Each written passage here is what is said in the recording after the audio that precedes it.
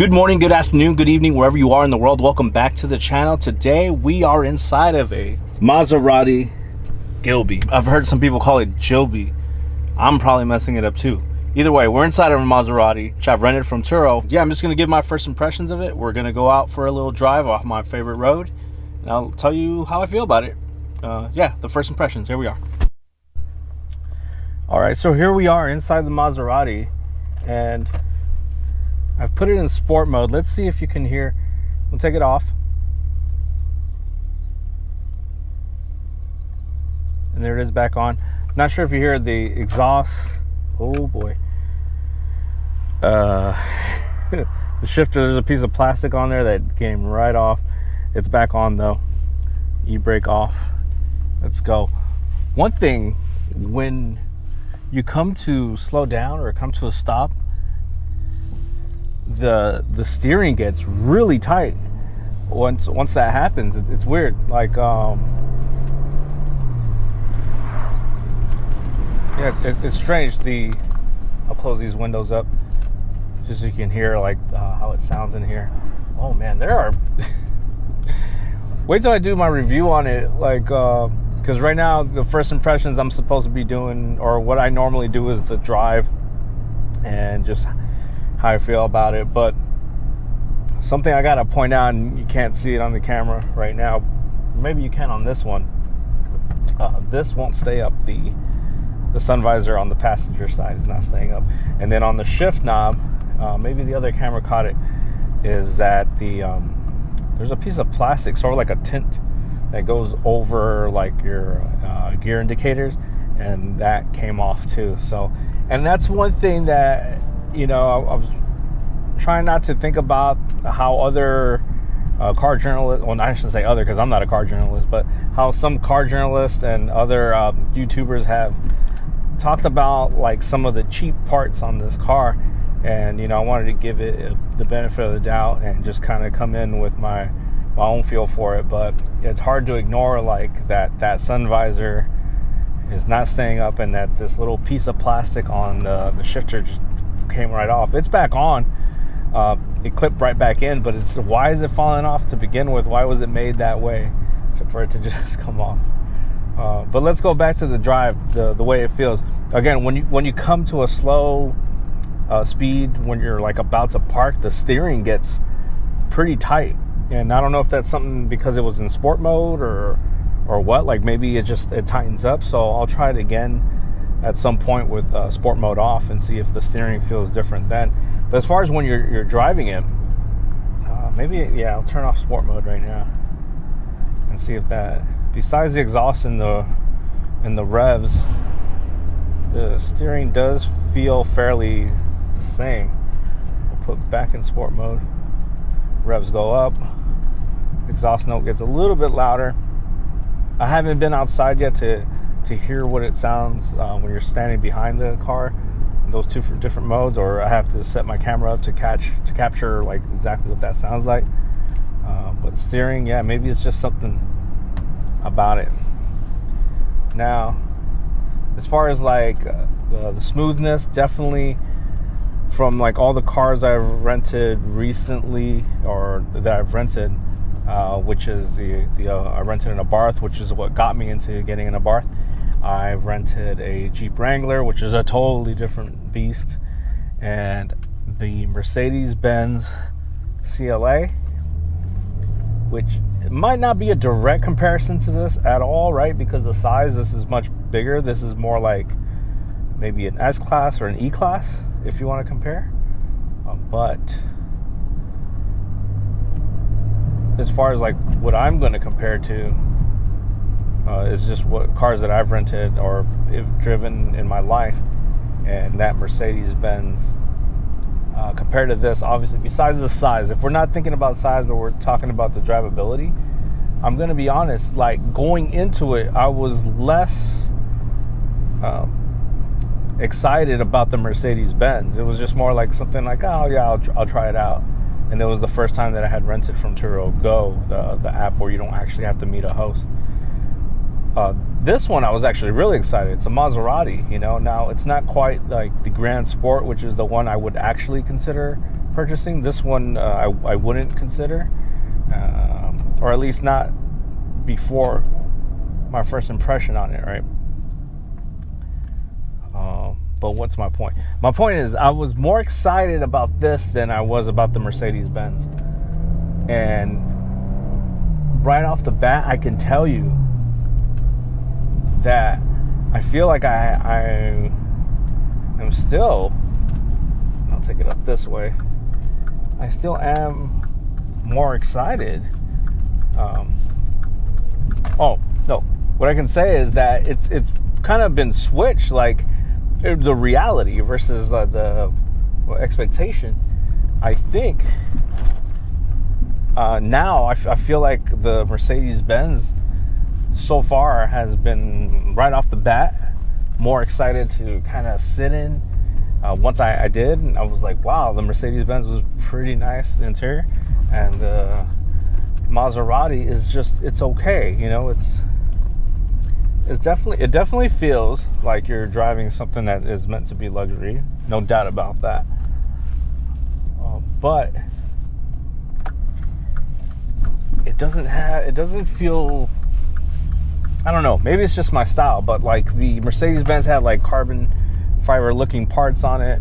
It had more like modern touches to it. This has more of a traditional luxury feel to it. One thing I will say though is that once you put it in sports mode and you get that little bit of grunt, it's not something you're used to from a car this size and what this is supposed to be up against, right? As far as other luxury brands, right? Like if, let's say you were to compare it to let's say a Lexus ES or something like that. Now the Lexus ES, which I have driven, definitely has more of a modern luxury feel to it. But as far as that sports sounding exhaust, that note, these metal shifters here on the steering wheel, this feels sportier. Now I'm kind of all over the place with my first impression of the car, right? Because on the one hand, I'm not as excited about it as I thought I would be. But on the other hand, I acknowledge that there are things about it that I do like, and I do understand why someone would get this versus the value of your dollar, like what else you can get. Now right now you can probably see I'm going through a bit of a twisty road, and it handles well. Like it's handling these roads good. It's taking them really well for the size of this vehicle, but it's not scaring me at the same time. So it's kind of like pretty nicely balanced. Now obviously I have no passengers in this car, but I could see how one would be comfortable enough to drive this long distance, like a Grand Tourer, and not have any, problems with it, but at the same time take it to a twisty little road like this and just have a blast with it too.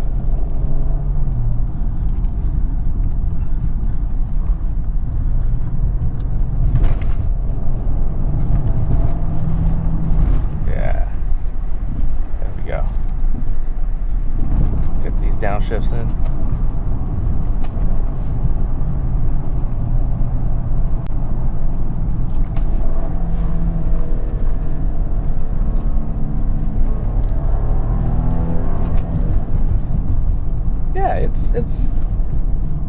It's fun. It's that part of it, that little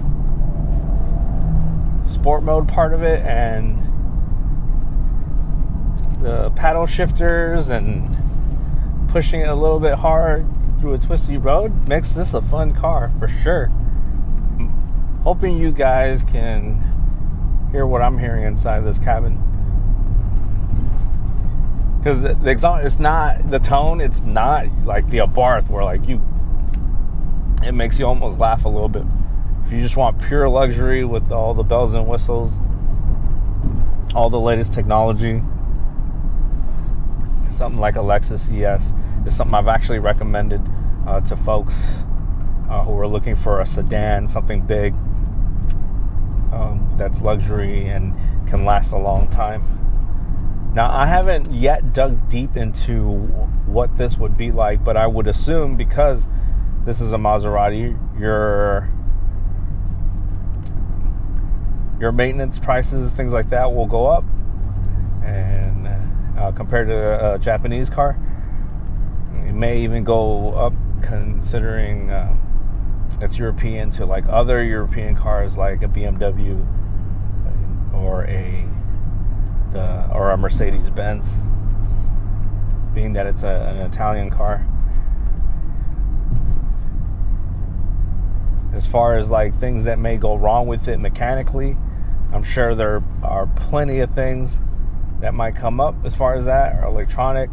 As far as quality of built inside the interior, I already seen 2 things that have gone wrong with it, and this is a 2015. I really do like when you're not using the paddle shifters and it's doing the shifting on its own, the downshifts are nice on it. So here's what I think so far, just driving this car around. I picked it up about 45 minutes ago, and I've been driving it on my favorite road here in the Bay Area for about 15 minutes. So, and putting it in sport mode, driving it around, letting it downshift on its own, not doing the paddle shifting myself, and just hearing that car, just hearing that exhaust tone, a bit, and seeing this Maserati emblem like right on the steering wheel, like these are I'm thinking these are now the reasons why someone would get this car. Like, you may love the look of the car, you might love the brand, and why not? Like, I wouldn't discourage anyone from getting something like this simply by saying you could get more for your money elsewhere, because I think when it comes down to it, you want to get something that makes you feel good to drive. Again, like, if you're not going to compare this to anything else and just purely on what the car is like itself, I would say, yeah, it has luxury touches to it. They may not be perfect, but they're there, and it rides comfortably, but it has that sport feel to it, and it has that name. It has the Maserati badge name to it as well. And when you punch it a little bit and you do take it around twistier roads and start steering it around, it's going to give you pretty good performance as well. Everything else, like if you're not getting this car to compare it to other luxury cars, if you're not thinking about what the maintenance is going to cost you in the long term, and all the little things like those 2 things in the interior that are not functioning well, if those type of things don't bother you, I wouldn't feel discouraged to get in this car. Because, and that's one thing I haven't mentioned yet, is the price.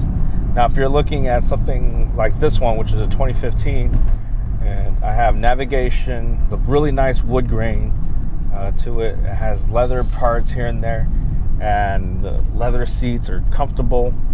The ride is comfortable. Like, this is for some people. This is not for me. I think, yeah, definitely. Am I happy I rented it? Yeah, why not? Like, I got to say, this is the first time I ever drive a Maserati.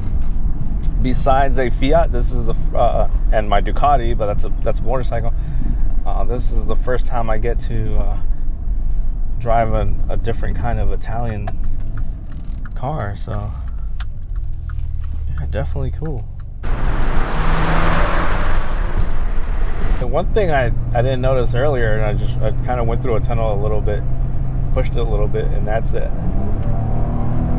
Whoa. Okay, yeah, that goes. Wow. Okay. the turbos actually make a sound. I don't know if this one has more than one turbo. I can't remember if it's twin turbo or not. If you guys know, correct me down in the comments. But think those spooled up and made a nice sound too. But look, I'm gonna go ahead and end this here. That was my first impression of the car. And check out my channel. I'm going to be posting up a tour of the car. I'll take that to my favorite spot where I can give you guys also an aerial view of it with the drone. Get that up there so you can see the car all around. And inside, I'll bring the camera in and give you guys a tour of the inside of the car as well. But yeah, I hope you guys enjoyed my first impression of the Maserati. Go ahead, leave a comment, like, subscribe, and share with anyone that might like this type of content. But for now, yeah, I'll talk to y'all later.